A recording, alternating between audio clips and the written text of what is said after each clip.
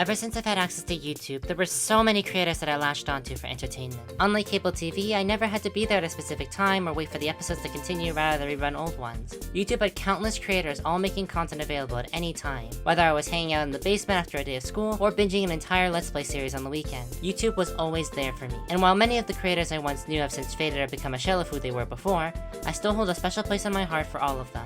However, one thing was certain across the years: I wanted to be a YouTuber. Through elementary school, I was always good at academics, but I didn't quite see a future for myself in it really. What I latched onto was the idea that I could be a YouTuber as my career, just like all of my favorite creators had.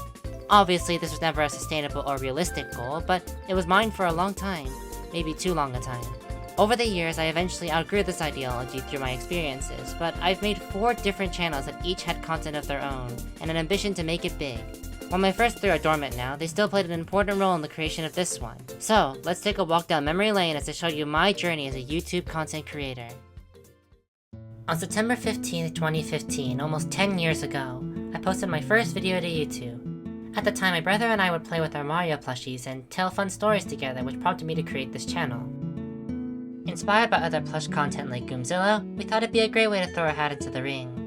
Looking back at our very first video, Mario and Friends Go to Disney World Part 1, we literally just brought our plushies in the car with us during our trip and kind of improvised random conversation. There was no structure, and overall it was really just silly at the end of the day, but I had fun, and for some reason the video has over 5,700 views. The videos after that included some more structured stories like Luigi going on a Pokemon adventure, a Mario Christmas Carol, and yet another trip to Disney World with our plushies. The latter, however, scored very high views, with Mario and Luigi Go to Disney World Part 2 having 16,000 views.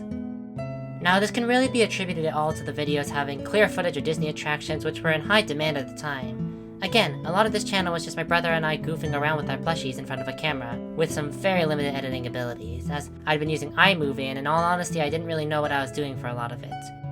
But at the time, I didn't really care about the views I got. I wasn't putting in that much time into the channel, and there wasn't a consistent upload schedule by any means. But at the same time, it did have a lot of traction and momentum even for the non-Disney oriented videos. 120 subscribers and multiple videos above the thousands of views isn't a bad start. But that's all it was. A start. The last video I ever uploaded to the channel was on December 6, 2017. It was a gaming video where I stuck my camera in front of the TV screen and played the Wii game Go Vacation, all while pretending to be the character of Mario exploring the game. It was a fun video too, but it was labeled Part 1, a series that never really happened. When my brother and I got older, we kind of outgrew the sort of plushie storytelling for fun. We got busier, had less time to play, and each of these stories and plushies themselves are still dear to my heart, but the channel was never sustainable in the long run.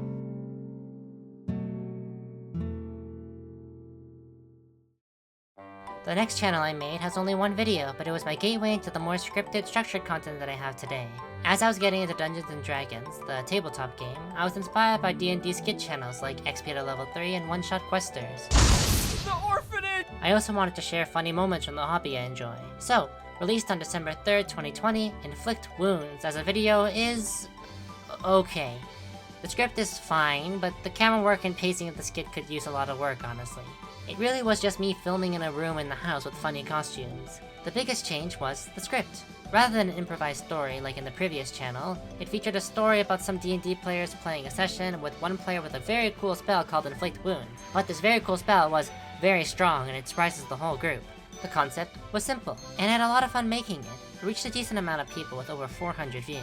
I even had a lot more plans for videos too with potential skits, but they never left the Google Drive folder. Part of me wants to blame being busy with high school, and truth be told that might have been the reason, but I think it was just a passing phase of sorts. Part of me knew that putting all this effort in to make videos wasn't worth my time, and I found other projects to latch onto.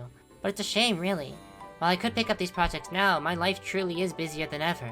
I was naive to think that if I was busy then, and I know I still am naive to think I'm busy now, even when later there'll be even more responsibilities to uphold. But for the time being, Dungeon Devil Productions will remain as a one-hit wonder I created on a whim.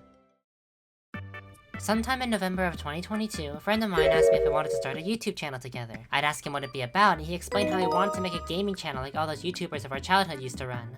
Let's plays, walkthroughs, competitions, having fun commentary while enjoying the hobby of gaming. It was a novel idea, but it was a tough goal in 2022. Gaming channels couldn't just play games anymore and be successful. People weren't watching 50-part walkthroughs or guides to games anymore. The YouTube algorithm favored fast-paced content that served a unique niche. Everyone made gaming content and it's an oversaturated field. Even when I presented all these potential obstacles, however, my friends still wanted to give it a shot. So, we did. Are you doing a quick time event? No, now I am. Ow, ow, ow, ow. Go! Well, that could be useful. Wait, Nope. you built a whole lot of what? It's So on not. February 1st, 2023, we released our first video to Mudkip & Co. called A Cinematic Masterpiece, Sonic Forces.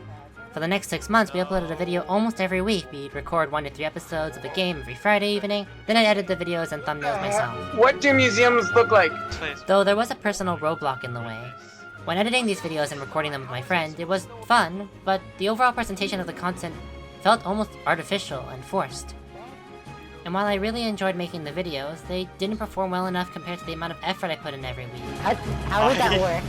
The last new video we uploaded was on July of 2023. Each video on average got around 10 to 20 views, some were standouts at around 100 something, but with how much time we invested, especially on my end, to make this channel happen, was it really worth it? Outstanding maneuver. We never intended to make money from it, or any real substantial money anyway, though my friend's approach was, if we're successful, that'd be great. But to me, it was a lot more than that. YouTube feels like a place that's no longer a land of unique creators, all doing their own thing.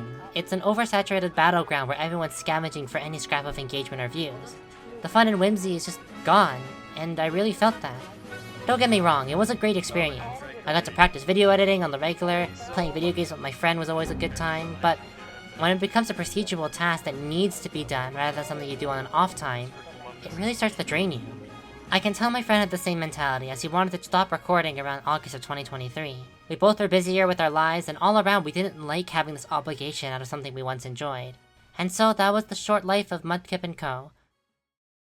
On July 12th, 2024, I uploaded the first video to this channel, Carmen's Travels. We went to Disney World in 2024, was the start of something amazing, and ironically, the first video on the first channel, Super Tran Bros, was also a Disney World video, so guess we've come full circle now.